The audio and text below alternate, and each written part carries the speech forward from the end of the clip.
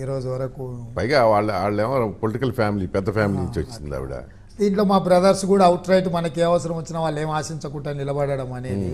చాలామంది బ్రదర్స్ ఏమైంది, మనం జడ్పీటీసీ కాగానే నన్ను సర్పంచ్ చేయలేదంటారు, మనం ఇంకేదో కాగానే ఇంకేదో చేయలేదంటారు, లేకపోతే నువ్వు ఎమ్మెల్యే అయితే నాకు కూడా టికెట్ ఇప్పిస్తే ఏమంటారు.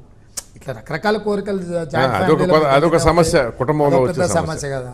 కానీ ఎప్పుడు కూడా ఏ రోజు కూడా మా బ్రదర్స్ వాళ్ళ వ్యాపకాలు ఇప్పుడు కూడా మీకు ఆ సమస్య వస్తుంది. ఎందుకంటే అనుకుంటున్నా, ఎందుకంటే ముఖ్యమంత్రి బ్రదర్స్ అంతా ఇంటర్ఫియర్ అవుతున్నారని. అయినా అవ్వకపోయినా ఇంకా చర్చ జరుగుతుంది. ఎవరో ఒకరు ఇప్పుడు నాకు చెప్పుకోలేని వాళ్ళు, తెలిసిన వాళ్ళు, చుట్టాలు వాళ్ళని పోయి ఇప్పుడు ఏమవుతుందో ఫ్రెండ్ వస్తున్నా అని ఫోన్ చేస్తాడు, సరే రమ్మంటాడు ఆయన ఫ్రెండ్ అని. ఆయన వెనకాల ఇద్దరిని తీసుకొని వచ్చి వాడేదో చెప్పి ఏదో కాగితం ఇస్తే మంచి చూద్దాం లేదంటే నేను పోయి వాళ్ళ బ్రదర్ని కలిసి అయిపోయింది నేను మేనేజ్ చేసుకున్నాను వాడు బయటికి పోయి చెప్తాడు. ఇప్పుడు నా దగ్గరికి కొంతమంది నన్ను అపాయింట్మెంట్ అడుగుతారు కలవాలని, నేను కొన్ని పరిస్థితుల వల్ల ఇవ్వను. ఎవరో క్లోజ్ ఫ్రెండ్ ఉంటాడు, ఉన్నవా ఇంట్లో వస్తున్నా అంటాడు. సరే మనం ఏం పెద్దగా ఆలోచించాం కదా, ఎవరెవరిని తీసుకొని వస్తున్నావు, నీ వెనకాల ఎవడున్నాడు అని ఎందుకు అడుగుతావు, స్కాన్ చేయలేం కదా, అడగడం కూడా భావ్యం కదా. సరే రాండి అంటే సడన్ గా వాళ్ళని తీసుకొని వచ్చి మన ఎదురు కూర్చుంటారు. మనం పొమ్మనలేము, ఉండమనలేము, ఫోటో దిగనలేము.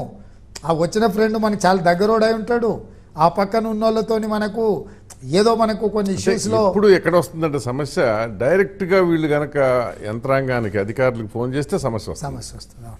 అంటే ఈడ ఇంకొక కొత్త పోకడగా చూసిన నేను, అసలు వీళ్ళే ఫోన్లు చేసిపోయి వాళ్ళని కలుగుతారు ఎవరు అధికారులు. ఎగ్జాక్ట్లీ నేను దాన్ని కూడా తెలియదు, నేను అదే చెప్తున్నా.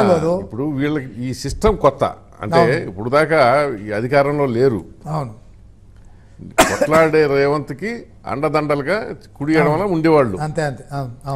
ఆ పాత్రకి వాళ్ళు పర్ఫెక్ట్ గా వాళ్ళు సరిపోయారే కాదు, వాళ్ళు న్యాయం చేశారు. ఇది చాలా భిన్నమైనది బాధ్యత. ఇక్కడ చిన్నది కొంచెం ఏమో టెంప్ట్ అయినా అయిపోతాం. మా బ్రదర్స్ని అయితే అందరిని పిలుచుకొని కూర్చోబెట్టి నేను మాట్లాడి చెప్పిన 90% మా బ్రదర్స్ నేను ఏదైనా మాట్లాడే వరకు కాదంటారని నేను అంటలా లేదు. సో నేను క్లియర్ గా చెప్పిన ఏ చిన్న మీ కదలిక కూడా అది అన్నిటికీ దారితీస్తుంది. ఊరంతా మిమ్మల్ని చూస్తుంటారు, నన్ను ఏం చేయలేరు కాబట్టి. ఇక ఈయనని వీకెస్ట్ పాయింట్ ఏంటి అని అంటే ఫ్యామిలీ మెంబర్స్ ఎవరంటే బ్రదర్స్. ఏంటంటే బయట మా బ్రదర్స్ మేము కలిసి ఉండే విధానం చాలా మందికి అది జలస్ అనుకోండి, లేకపోతే సహజం. ఇప్పుడు ఎన్టీఆర్ ఉన్నప్పుడు చంద్రబాబుని టార్గెట్ చేసేవాడు, చంద్రబాబు సీఎంగా ఉన్నప్పుడు లోకేష్ టార్గెట్ చేశారు కదా. సో న్యాచురల్ గా రేవంత్ సీఎం ఉన్నప్పుడు వాళ్ళ తమ్ముడే చేస్తారు టార్గెట్. సో వాళ్ళకి చెప్పగలిగినంత చెప్పినా మా బ్రదర్స్ కూడా వాళ్ళు విజ్డమ్ ఉన్నోళ్ళు, వాళ్ళకి అవకాశం రాక కాలేదు. కానీ నాకంటే తక్కువ ఆలోచన చేసే వాళ్ళు, తక్కువ శక్తి ఉన్న వాళ్ళు ఏం కాదు రాజకీయంగా. కానీ వాళ్ళు ఈక్వల్లీ ఎఫిషియెంట్ పర్సనాలిటీస్.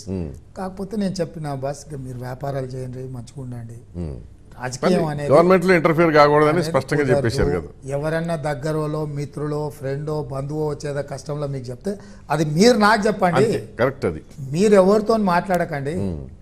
మీరు పోయి ఏ మంత్రినో ఇది చూడండి అని అంటే ఆ మంత్రులు నన్ను ఏదైనా చూడండి అనేటోళ్ళ దగ్గర మీరు పోయి చూడండి అని అడిగితే మన కుటుంబానికి కూడా అది గౌరవానికి ఇబ్బంది అవుతుంది. రెండోది ఇక మీరు అనవసరంగా ఏదో అందులో దూరుతున్నారని మీకు నష్టం చేసిన వాళ్ళు అవుతారు. అవుతుంది. ఏందన్నా మీకు ఎవరైనా తెలిసిన వాళ్ళు, దగ్గర వాళ్ళు, బంధువులు, పర్సనల్ అప్లికేషన్స్ ఎవరైనా ఇప్పుడు సీఎం తెలుసు అనుకుంటే ఎవరి దగ్గరికైనా వెళ్తారు. సో దాంట్లో నా దృష్టికి తప్ప మీరు ప్రత్యక్షంగా ఎక్కడ దాని జోలికి పోకండి అని అయితే మా బ్రదర్స్కి వివరించిన అర్థం చేసుకుంటారని నేను అనుకుంటున్నా. ఇన్నేళ్ళు కూడా మనకి ఏ హోదా ఉన్నా ఏ రోజు కూడా వాళ్ళు డైరెక్ట్గా కాన్స్టిట్యున్సీ ఒక బ్రదర్ అయితే 24/7 ఆయనే చూసుకుంటాడు కాన్స్టిట్యున్సీలో, నేను గెస్ట్ అపియరెన్సే. సో మిగతా బ్రదర్ల వ్యాపారమో ఇంకోటో వాళ్ళే చూస్తుంటారు చాలా వరకు. నేను ఏమైనా మానిటరింగ్ చేసుకుంటాను తప్ప మిగతా మేజర్ యాక్టివిటీ వాళ్ళే చూస్తారు. ఆల్ దీస్ ఇయర్స్ అయితే సరే అది ఎమ్మెల్యే ఎంపీ ఇంకోట ఇష్టపెట్టి ఆ లెవెల్లో సమస్య రాకుంటున్నది, ఈ లెవెల్లో కూడా సమస్య రాదని నేను అనుకుంటున్నా. ఇంకా సరే దాన్ని ఏదన్నా చిన్న చిన్నవి ఏమన్నా అనుకోని సంఘటనలు జరిగిన ఇంకా మనం సరిదిద్దుకొని అది సరే అది పోవాల్సిందే. కాకపోతే పోయేటోళ్ళు కూడా అర్థం చేసుకోవాల్సిందే, ఆడికి పోతే అదేదో అవుతుంది అని భ్రమలు పెట్టుకొని పోతే ఆడిపోయి ఏదైనా వాళ్ళ దగ్గర 2 సార్లు కలిసిందంటే వాని ఉద్యోగం ఊడుతుంది అనేది మాత్రం గ్యారెంటీ మీ ద్వారా చెప్తున్నా. అదే నేను ఎక్కువ మా ఫ్యామిలీ మెంబర్స్ను ఊరికే వాళ్ళని ఆబ్లిగేట్ చేయడానికి ఎవరైనా ప్రయత్నిస్తే వాళ్ళకి మంచి జరిగే కంటే చెడే జరుగుద్ది. వాళ్ళకి ఏదైనా చెప్పుకోదలుచుకుంటే నేనే కలుస్తున్నా, ఏం ఒప్పుట ఎనుకో ముందో. సో ఫ్యామిలీ మెంబర్స్ని ఇట్లా దాంట్లో ఎవరైనా ఇన్వాల్వ్ చేసి ఏదైనా చేయడానికి పోతే అది ఆ అధికారులకు కానీ ఆ పోయేటోళ్ళకు కూడా ఏం ప్రయోజనం ఉండదు. సో అది అది అది కూడా స్పష్టత ఉంటే బెటర్. ఇక మీ ద్వారా అట్లా పోయేటోళ్ళకు కూడా ఎక్కువ ఫ్యామిలీని ఇన్వాల్వ్ చేసి ఇంక్లూడింగ్ ఫ్యామిలీ మెంబర్స్ వాడుకోవడానికి ప్రయత్నం చేసిన వాళ్ళకి my wife and daughter also, not only my brothers, మా భార్యకు బిడ్డకు మా బ్రదర్స్ కి కుటుంబ సభ్యులుగా అందరినీ కూర్చోబెట్టి చెప్పేసారు. వాళ్ళకి క్లారిటీ ఉంది.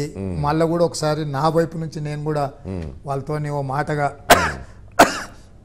అంటే ఈ సక్సెస్ లో వాళ్ళు కూడా భాగస్వాములు. కరెక్ట్, కానీ ఆ సక్సెస్ ని దూరం నుంచి ఆస్వాదించాలి.